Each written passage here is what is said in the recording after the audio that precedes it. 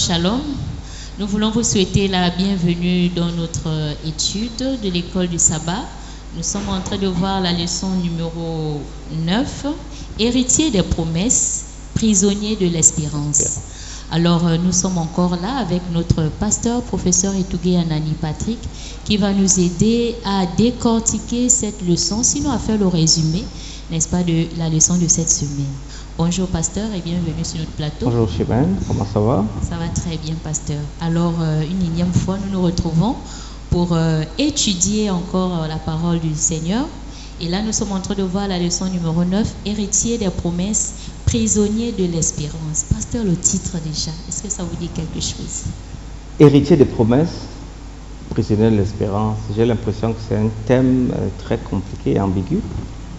Parce que dans la Bible, il y a des longues listes de bornes, des portions, des terres. Et lorsque vous regardez la situation entre Gaza et Israël, vous vous rendez compte pourquoi la terre est importante. Et donc, si elle est importante pour les gens de ce monde, elle devrait l'être également pour les gens d'antan. Alors, à travers ces listes, nous allons voir de façon concrète que la terre n'était pas un rêve.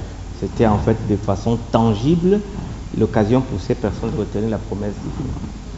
Alors, pasteur, le verset également mémorisé qui se trouve dans Zacharie chapitre 9, Retournez à la 12. forteresse, captif plein d'espérance. Aujourd'hui encore, je le déclare, je te rendrai le double. Zacharie, ici, c'est un des petits prophètes. Il semble que ici, les Juifs avaient perdu la terre. Ils étaient certainement en captivité. Et Dieu leur dit, je vous rendrai le double, la double portion de ce que vous avez perdu. Donc, l'espérance est donc quelque chose que l'on obtient lorsqu'on n'a pas. On espère. Ce que l'on espère, ce qu'on n'a pas encore aujourd'hui, c'est ça. Alors, cette semaine, nous examinerons certains concepts théologiques liés à la terre promise et leurs implications spirituelles. Pasteur, est-ce que nous avons aussi une terre promise? Oui, nous avons encore une terre, non, nous avons encore une promesse de plus grande ampleur à l'exemple de la terre promise. C'est mieux de dire ça ainsi. Alors, nous allons donc vous inviter à nous faire une courte prière avant de rentrer dans le vif du sujet. D'accord, nous allons prier le Seigneur. Seigneur notre Père, notre Dieu, nous te disons merci pour la grâce.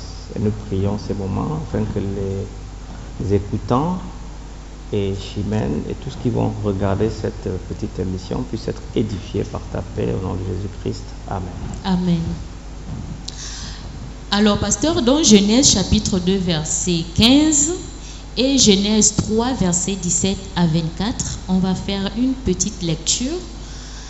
Genèse chapitre 2, verset 15, l'Éternel prit l'homme et le plaça dans le jardin d'Éden pour le cultiver et pour le garder. Et Genèse chapitre 3, verset 17 à 24. Pasteur, est-ce que vous êtes à la page? Ok. Vous pouvez lire. Genèse 3, Chapitre 17. 3, 17 à 24. Il dit à l'homme, puisque tu as écouté la voix de ta femme et que tu as mangé de l'arbre au sujet duquel je avais donné ce tort, tu n'en mangeras point. Le sol sera maudit à cause de toi. C'est à force de peine que tu en tireras ta nourriture tous les jours de ta vie. Alors, nous avons deux thèmes, on va dire, sinon encore deux noms qui définissent de terre. Nous avons l'Éden et nous avons la Canaan. Pasteur, qu'est-ce qui s'est passé dans l'Éden? Ce qui s'est passé en Éden, c'était le paradis de Dieu. En hébreu, Gan Eden. C'était le jardin où Dieu avait mis un environnement paradisiaque où l'homme ne faisait pratiquement rien, où la végétation n'était pas hostile, les animaux n'étaient pas carnivores, où il était en symbiose avec toute sa nature avant le péché. Et donc, voilà, l'éruption du péché dans l'univers à cause d'un ange déchu qu'on appelle Lucifer a donc fait pénétrer le péché en Adam à travers la femme, et l'univers a été affecté à cause de cela. Est-ce qu'aujourd'hui nous vivons les conséquences justement de cette chute? Bien sûr. La chute de l'Éden a des impacts. Vous avez la rose qui est toujours jolie, mais qui a des épines. Donc le serpent qui n'était pas un animal qui mangeait de la chair, qui est devenu un carnivore, le lion, qui était, qui était là, mais qui n'était pas aussi violent que ça. Et donc, nous avons donc toutes ces choses qui existent. Hébreux chapitre 6, versets 11 à 15, nous lisons: Nous désirons que chacun de vous montre le même zèle pour conserver jusqu'à la fin une pleine espérance, en sorte que vous ne vous relâchiez point et que vous imitiez ceux qui par la foi et la persévérance héritent des promesses. Lorsque Dieu fit la promesse à Abraham, ne pouvant jurer par un plus grand que lui, il jura par lui-même et dit: Certainement je te bénirai et je te multiplierai ta postérité. Et c'est ainsi qu'Abraham, ayant persévéré, obtient l'effet de la promesse. Pasteur, de quelle promesse s'agit-il? Le mot espérance. Alors que nous avons déjà vécu la chute. Le mot espérance, c'est le désir de ce que nous ne possédons pas. En hébreu, kava est le verbe pour dire regarder de loin, attendre, espérer pour amasser. Donc l'espérance est quelque chose que nous devons avoir, que nous avons perdu d'ailleurs, mais que nous devons retrouver. Et donc ce texte qui parle de l'espérance, c'est en hébreu, c'est tikva, c'est-à-dire que c'est une espérance. Et vous savez, l'hymne juif, Kol of Baleva Peneina, c'est-à-dire qu'ils disent que aussi loin que l'espérance juive, c'est-à-dire qu'Israël, malgré qu'ils étaient en captivité, ils avaient eu cette espérance de revenir sur la terre promise. Et c'est ce fil-là que beaucoup de chrétiens manquent. Les chrétiens de nos jours n'ont pas la même espérance que le peuple d'Israël. C'est un peuple 2 fois millénaire qui a toujours pensé qu'il devait revenir sur la terre. Ils ont fait à cause de cette espérance. Mais pasteur, comment on peut comprendre le fait que nous sommes appelés comme héritiers de la promesse? Oui, c'est-à-dire que cela signifie? Toute promesse que Dieu fait, il faut en prendre possession. Nous ne sommes pas héritiers de ce qui est physique, nous sommes héritiers de ce qui est invisible, mais que nous devons rendre physique par la foi. Et donc Dieu dit: voici, j'ai mis devant vous le pays. Il dit: allez en prendre possession. Donc la promesse divine a toujours un élément de travail. Ce n'est qu'au jardin d'Éden où il n'y avait pas l'élément de travail, tout était préparé pour l'homme. La nature était en phase avec lui. Il n'avait qu'à tendre la main pour prendre le fruit. Mais maintenant, il faut grimper pour prendre le fruit. Il faut secouer l'arbre. L'Éternel a donné une promesse et nous devons donc, sur le plan physique, en prendre possession. Donc si c'est une espérance, ça veut dire que nous ne devons pas rester assis. Il va falloir faire un mouvement pour justement aller vers cette espérance-là. Oui, puisque la relation, selon la leçon, la relation brisée a dû permettre à nos parents qui quittent l'Éden. Oui. Ils ont perdu leur territoire que Dieu leur avait donné. Alors, il n'y aura plus le jardin d'Éden. Et le jardin d'Éden devient maintenant un symbole de vie abondante que nous allons découvrir dans toute la Bible. Il y a le lait, ou le lait, le miel. C'est un motif de l'Éden. Mais nous l'avons perdu parce que les patriarches aussi ont perdu ce truc et ils rêvaient de cela. Alors, lorsqu'Abraham pénètre dans le pays que Dieu lui avait donné, ce territoire devient par la foi. Abraham marche, il quitte d'Haran, il vient à Térak et il descend. Par la foi, il s'approprie de la promesse divine. Et pendant 4 siècles, la terre de la Palestine est devenue une terre promise, mais elle n'était pas encore acquise. Voilà le phénomène. Les patriarches n'ont jamais été des propriétaires, mais ils ont toujours rêvé d'avoir cette terre par la promesse divine. Voilà le paradoxe de cette leçon. Ils ne possédaient pas cette terre, mais ils voulaient la transmettre à leurs enfants, mais ils ne l'avaient pas encore. Mais ils disaient à chacun avant de mourir: cette terre est la nôtre. Voilà donc, ouais. 1 Pierre chapitre 2 verset 11.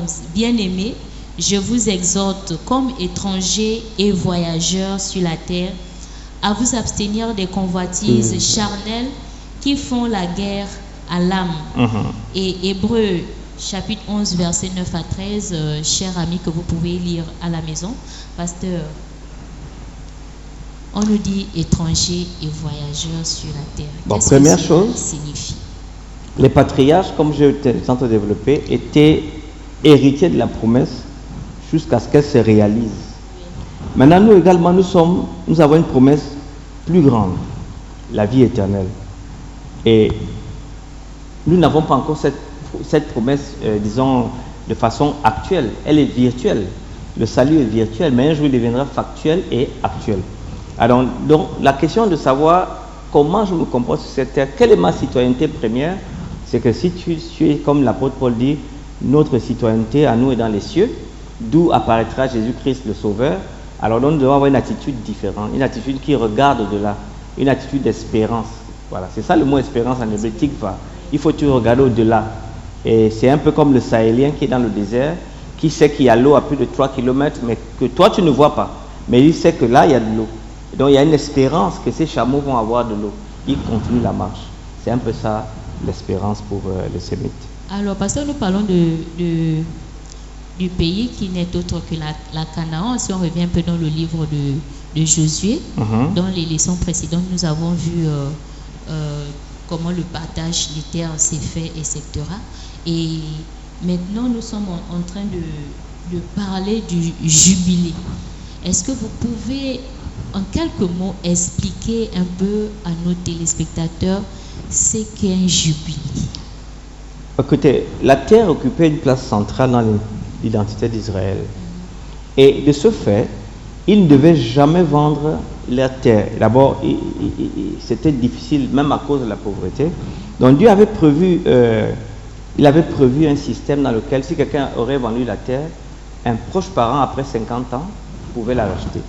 C'est ça le Yobel, le jubilé. C'est-à-dire que c'était une année de liberté où on libérait les dettes, l'esclavage, ainsi de suite. Donc c'était quelque chose d'assez important. Parce que l'attribution de la terre était le fait de Dieu. Alors, étant le fait de Dieu, l'année sabbatique donc devait se prolonger sur les 50 ans où ils avaient même atteint tous les 7 ans. La 7e année, ils ne devraient pas cultiver parce que c'était comme ça, la terre devait se reposer. Et quelqu'un allait en esclavage, il devait relâcher la terre pour l'esclavage, l'esclave, ainsi de suite. Donc c'était un terme assez intéressant, le jubilé. Je ne sais pas si on le fait, mais bon, c'était le principe divin. Est-ce qu'il y a une relation également avec le sabbat? Oui, le jubilé, c'est un sabbat après 49 ans. Voilà, c'est ça le jubilé. C'est-à-dire qu'il fallait relâcher.